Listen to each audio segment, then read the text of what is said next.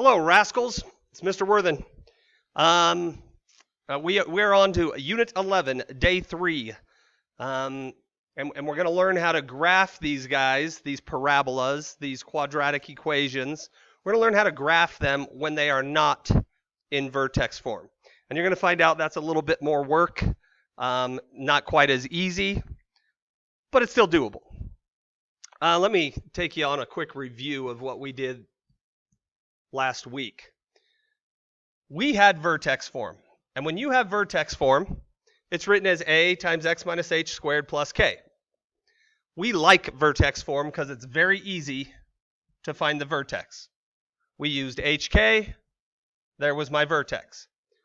Well, when we look at standard form, and this should look kind of familiar in terms of the equations we were factoring and the expressions we were factoring and the equations we were solving.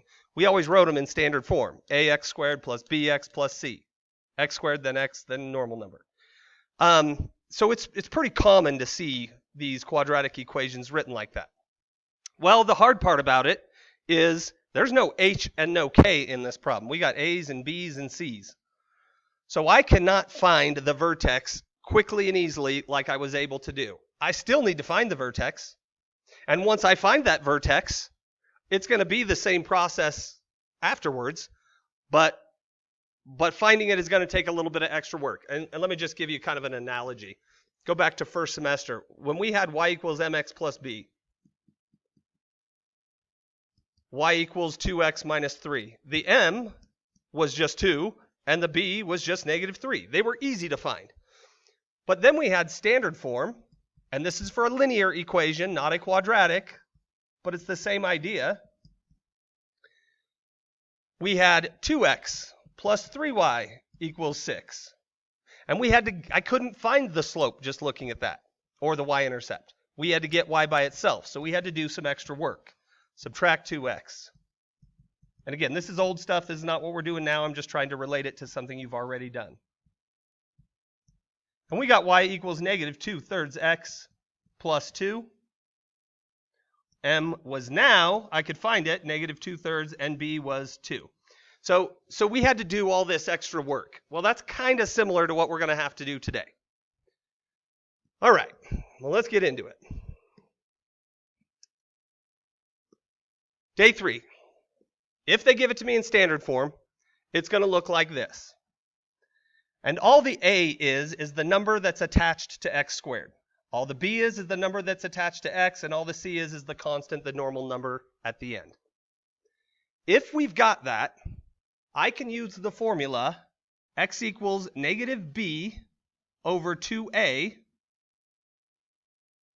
That will give me the x value of your vertex, what we would call h. Once I've got that value, I'm going to plug it in, whatever that number is, I'm going to plug into my equation and crank that whole thing out. Those will all be numbers by then. No more variables. And that'll help me find the y value or the k of your vertex. And then once you have that, the rest of this problem will be the same. The a will be the same whether it's in standard form or vertex form. All right, let's give one a shot. Okay, so I've got it. I see that it's written in standard form. I have to find the vertex and write it in vertex form. Okay. Well, we're actually backwards in our directions. We should be saying find the vertex and then write it in vertex form, because I need the vertex in order to write it in vertex form. All right, so I'm going to start with what A, B, and C are. Now, you don't care about C yet, but down the road we will, so just kind of get in the habit of writing all three of them. In this case, well, there is no A. There's nothing there. Sure there is. A 1. B is 8. Watch out for signage. It's positive 8. Okay, I'm all right. And C is 6. Positive again. I'm going to use my formula from here. X equals negative b over 2a. X equals negative 8 over 2 times 1, a was 1, which equals negative 8 over 2, which equals negative 4. So what I've just done is found the x value of my vertex, or my h. Same thing. Now I've got to go find my k, or the y value of my vertex, which is step 2. I'm going to go plug this negative 4 into my x. And we get y equals negative 4 squared plus 8 times negative 4 plus 6, which is positive 16. Watch out, those parentheses are important. If you just type negative 4 squared into your calculator, it's going to say negative 16 unless you put it in parentheses. So be careful. Plus 8 times negative 4 is negative 32. Plus 6.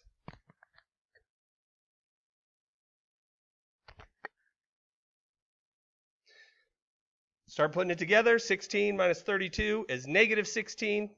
Negative 16 plus 6 is negative 10. And now I have just found the y value of my vertex, aka k. So we've done the first half of the problem. We've found the vertex. And if I had to go graph it, which I will in just a minute, I would start there. Well, they also asked me to write it in vertex form. Well, let's go back and remember what vertex form was from yesterday.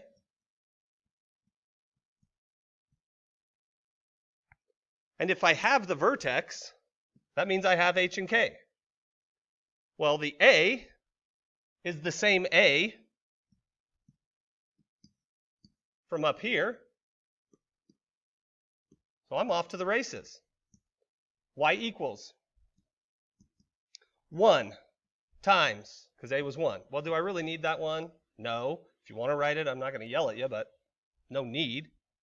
X minus h. Well, that's minus a negative, which really is plus 4. Plus negative 10, which is just minus 10. Okay, let's go back and double check ourselves. H, if you think about what we did on day 2, we did change. That looks good. Keep. That looks good. Well, I've forgotten one little thing. That's kind of a big deal. That makes this a parabola. That makes it quadratic. So don't lose that guy. It's something we see quite a bit. That would be the second part of this answer. I found the vertex. Chickadee check. I found the vertex form. Chickadee check. And again, we like this guy more when we're graphing just because it gives us the vertex, but you can still do it out of standard form. Okay, let's do one more. Sorry, school just got out. ABC. A is 1. B is 3. C is 5. Again, watch out for signs, because when B is negative, I'm going to have to be careful. Find the x value. Negative B over 2 times A. Negative 3 over 2, which is negative 1.5. Now, usually we say, oh, leave it as negative 3 over 2. Well, that's when we're playing with slope, when we're doing rise over run. Now I'm talking about an x value of a vertex.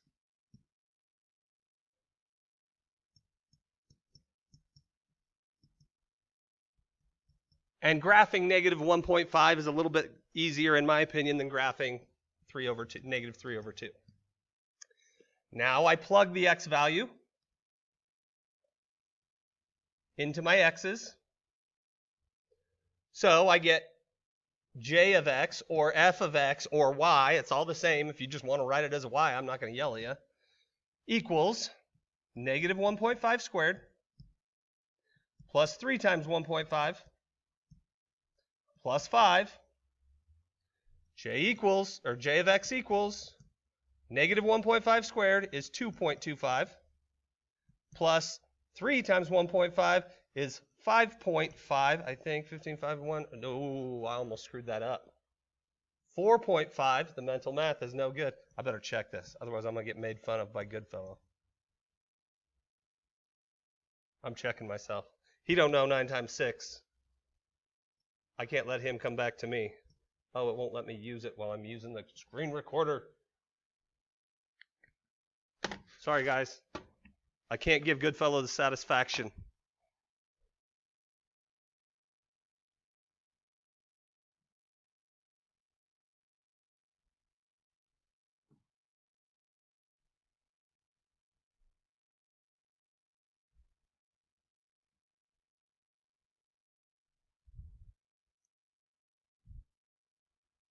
Why don't you trust yourself?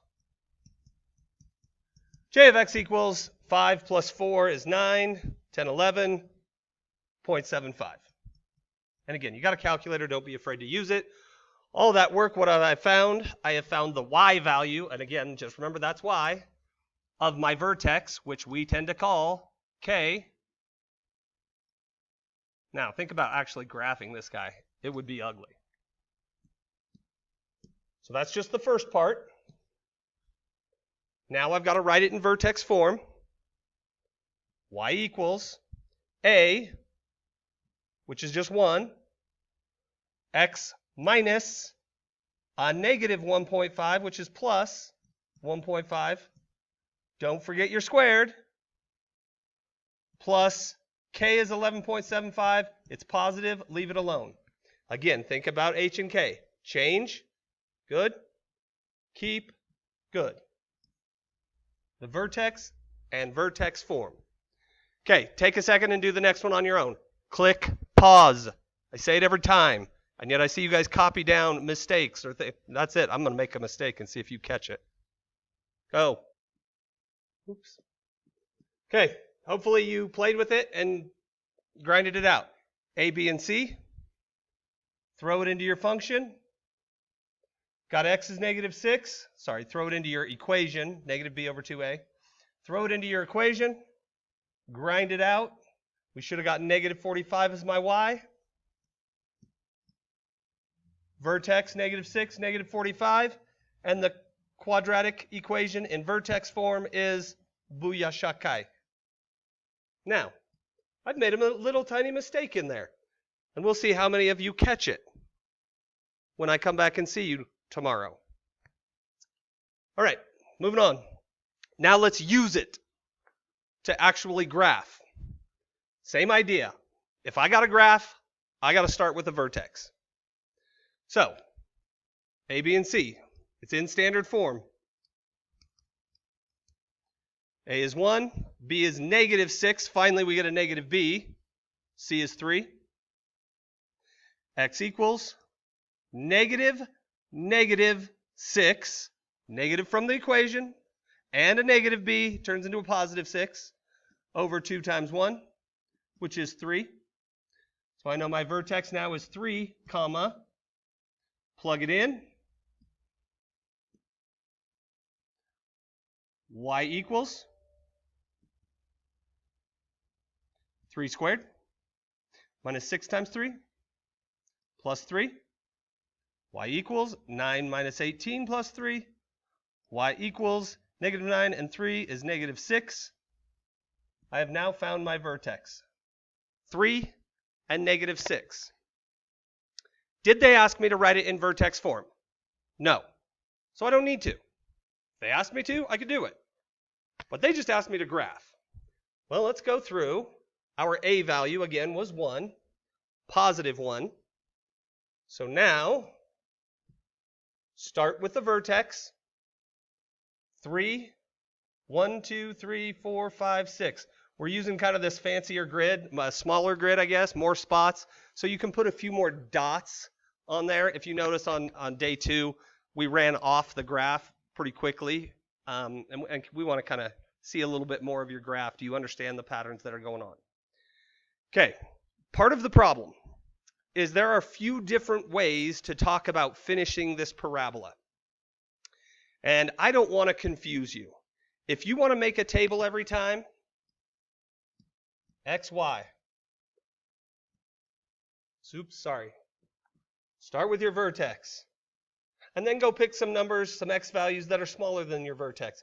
Pick some x values that are bigger than your vertex. And then go plug each of those x values into the equation, crank it out to get the y. You can do that. But for me, that's solving 5 different math problems. I want to use what I know about patterns. The patterns of quadratic equations.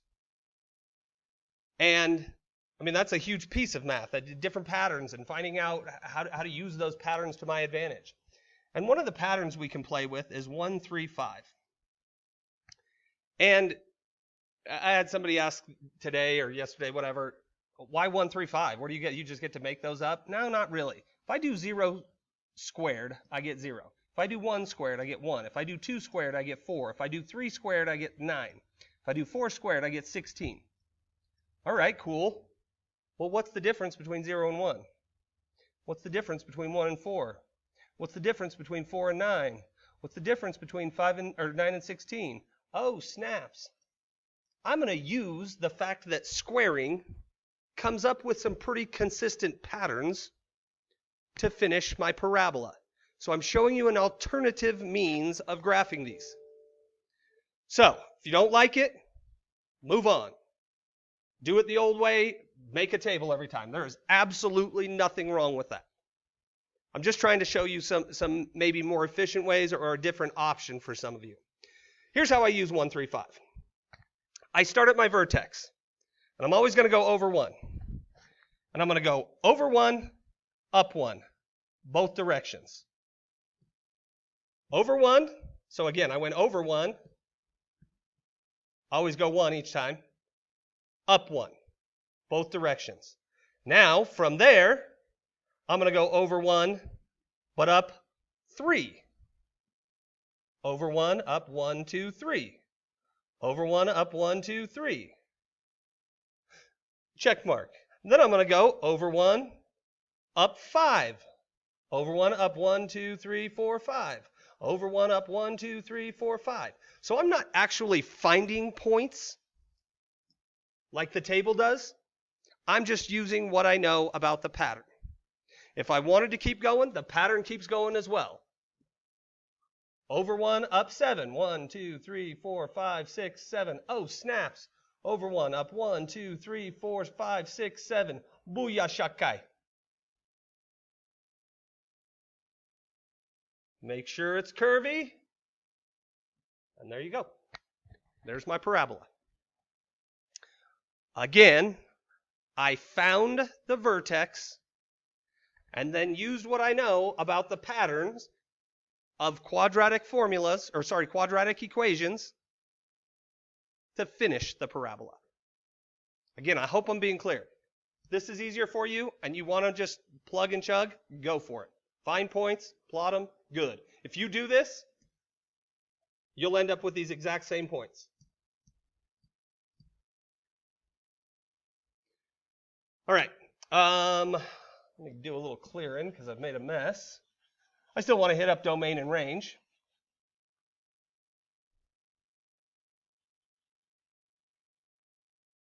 Domain, we've said, is all real numbers.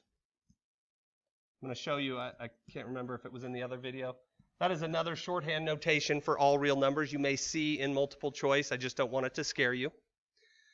Because it's going to go left forever and right forever. However, the range, the up and down, is not going to go up and down forever. It is y greater than or equal to because it's going up. And then the lowest point on my parabola is -6. Again, some of you have noticed the little cheater. Whatever k is always going to be the y value of the range. All right. Your turn. Give it a shot. Hit pause. Try it. All right. So if you did this correctly, ABC, plug it into -b over 2a, x value, or h. Plug it into the equation, grind out, y value, the k. My a value was 1, -1, 0, and then I used 1, 3, 5. Over 1, up 1. over 1 up 1, over 1 up 3, over 1 up 3, over 1 up 5. And then I sketched my curve. Domain again, all real numbers. And range, y is greater than or equal to 0. Give one more a shot. Hit pause. Okay, I've got it started, but we've run into a snag that I didn't warn you about. So if you kept going and finished this like you were supposed to, my guess is your parabola will not be correct, depending on if you use the 1-3-5 method. And I'll explain why. First of all, I finally had one where a was not 1. All right, cool, I'm not scared. A was 2, B was 8, C was 7. Negative B over 2A, negative 8 over 4 is negative 2. Plug negative 2 into your x's, crank it out. Be real careful here. A lot of times you guys will do 2 times negative 2 and then try to square it. Order of operations, say do the exponent first and then multiply by 2. Anyways, if you do that correctly, I should have gotten negative 1. So I got my vertex, negative 2, negative 1. My A value is 2. Negative 2, negative 1. Good. Okay, so my sweet little know how the pattern works is nice until A is not 1. The pattern is still there. It's just got to get modified. And here's all that means. That pattern has got to get modified by a factor of 2. So now, instead of over 1 up 1, I'm going to go over 1 up 2. 2 times 1 is 2. Instead of over 1 up 3, 2 times 3 is 6. Instead of over 1 up 5, 2 times 5 is 10. So now, for every one I go over, I'm going to go up by those values. So, not over 1 up 1, over 1 up 2. The over 1's never going to change. Over 1 up 2. Over 1 up 6. 1, 2, 3, 4, 5, 6. Over 1 up 6. Over 1 up 10. Oh, that's going to be way off. I don't need that one. And then sketch away. It's hard to make these skinny ones curvy at the bottom, but do your best, because I don't want to think that they're absolute values. I don't want to think that they're pointies down here. I don't know if I made it any better. I failed art if you can't tell.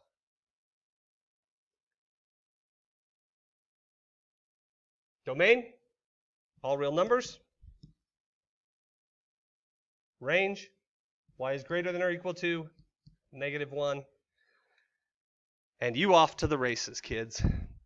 Again, my little pattern thing works, but when A is not 1, you got to make sure you amend the pattern. Again, I do not want to dissuade anybody. If you liked making a table, go for it. There is absolutely nothing wrong with that. It is a little bit more of a grind, but you have a calculator. Not that bad. Thanks for our time together, kids. I hope you really watched this. Have a good one.